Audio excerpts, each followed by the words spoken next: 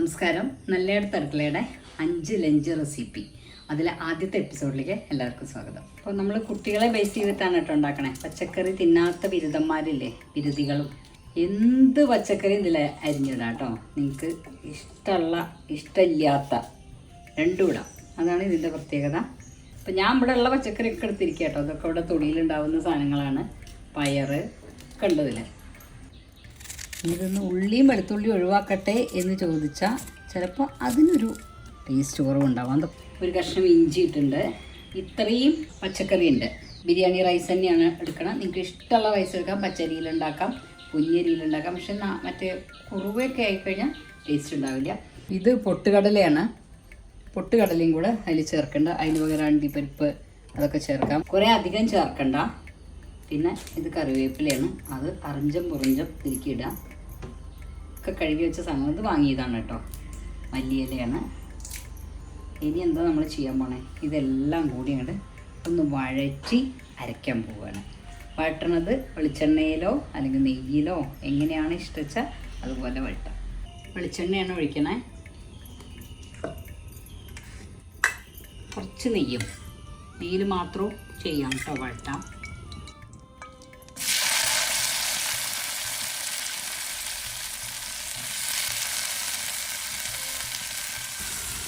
മഞ്ഞപ്പൊടിയാണ്. നമ്മൾ എല്ലാ പച്ചക്കറിയും എന്തിനാണ് വഴറ്റണം എന്ന് വിചാരിച്ചാൽ ആ ഒരു പച്ചമണം പോകാനാണ്. എല്ലാ പച്ചക്കറിയും ഒപ്പിട്ട് അരയ്ക്കാം കേട്ടോ. പച്ചക്കറിയും ഇലകളും ഒക്കെ ഒരേ ടൈമിട്ട് അരയ്ക്കാം. പക്ഷെ വഴറ്റാണ്ട് അത് ചെയ്ത് കഴിഞ്ഞാൽ ടേസ്റ്റ് ഉണ്ടാവില്ല കേട്ടോ. ഞാൻ രണ്ടും പരീക്ഷിച്ചിട്ടുണ്ട്, അതുകൊണ്ട് പറയുകയാണ്.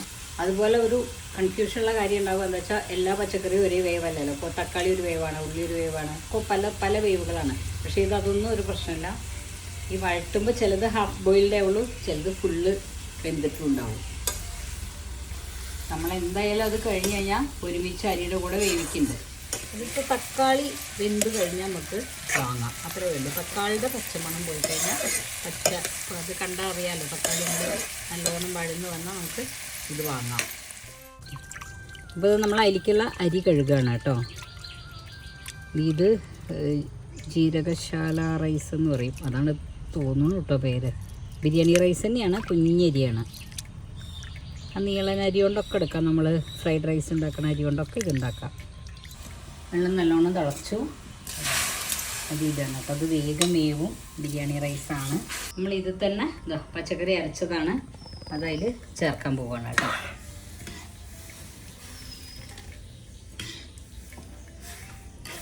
അതൊക്കെ ഒപ്പം വേവിക്കണം. അതിൻ്റെ ഒപ്പം കുറച്ച് നമ്മൾ ഉപ്പും നെയ്യും ഒഴിക്കണം. നമ്മുടെ റൈസ് റെഡിയായി. ഞാനിത് വാങ്ങി വയ്ക്കാൻ പോവാണ്. ഒന്ന് കുറച്ച് നേരം ഒന്ന് അടച്ച് വയ്ക്കണം. ലഞ്ച് ബോക്സുകൾ റെഡി ആയിരിക്കുന്നുണ്ട്. അത് ഞാനൊന്ന് ടേസ്റ്റ് നോക്കാം. ഞാൻ കുറേ ദിവസമായിട്ടപ്പോൾ അപ്പോൾ ഇങ്ങനെ ഉണ്ടാക്കിയിട്ട്.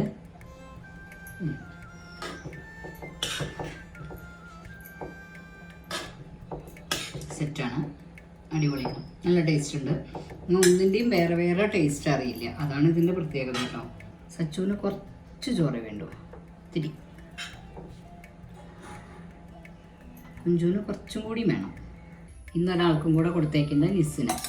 നമ്മുടെ ലഞ്ച് ബോക്സ് റെഡിയായി. ഇതിൻ്റെ മുകളിൽ അച്ചാറോ അല്ലെങ്കിൽ എന്താ ഇഷ്ടച്ച പപ്പടമോ ഒക്കെ കൂട്ടി കഴിക്കാം. വേറെ കറിയൊന്നും ആവശ്യമില്ല. അപ്പോൾ നാളെ വേറെ ഒരു ലഞ്ച് റെസിപ്പി ആയിട്ട് കാണാം. Thank you.